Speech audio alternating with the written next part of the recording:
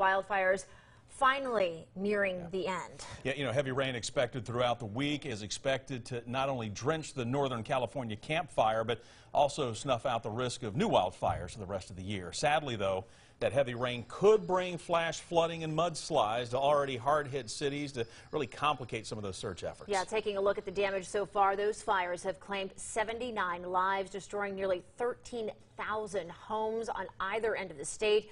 And with hundreds of residents still unaccounted for, authorities fear that death toll could rise even higher. Yeah, those painful images, something that we too in East Tennessee experienced 2 years ago. And with that, of course, as we've reported over the years, came an outpouring of support and help. And right now, volunteers from across the country are heading west to do what they can for the California wildfire survivors.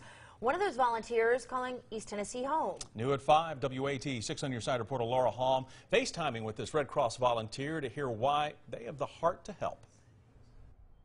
It is very hazy and smoky. This is the disaster in Paradise, California. Red Cross volunteer Alan Sheets is heading towards. He landed yesterday in Sacramento, nearly 2 hours south of the wildfire. We all have to keep these little face masks with us and wear them as much as we can because the air quality is very poor here. Sheets' task is finding emergency sheltering space and places to establish warehouses and distribution locations. One of the big fears that we have is tomorrow it's supposed to rain, and we're anticipating 4 inches of rain, and that gives us the possibility of mudslides along with the devastation of the wildfire. So it's not a good scenario. For nearly 14 years, Sheets has volunteered with East Tennessee's Red Cross.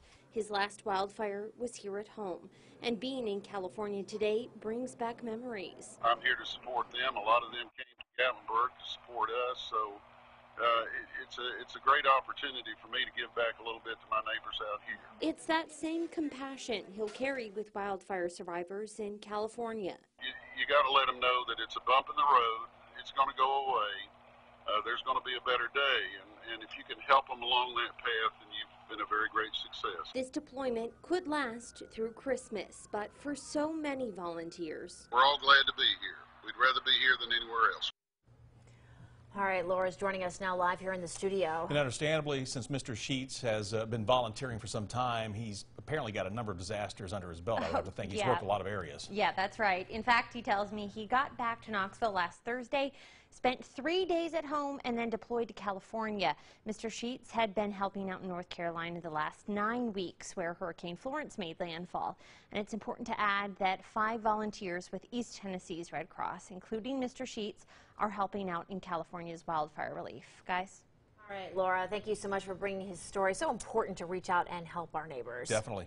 All right, everyone. And, of course, there are a number of ways that you can make a big difference as well, because these communities will be rebuilding for some time now. The Red Cross saying the best way you can help is by making a financial donation. That's right, and your gift can be designated directly to the California wildfires. And we'll have a link to the Red Cross donation page for you on our website, WATE.com.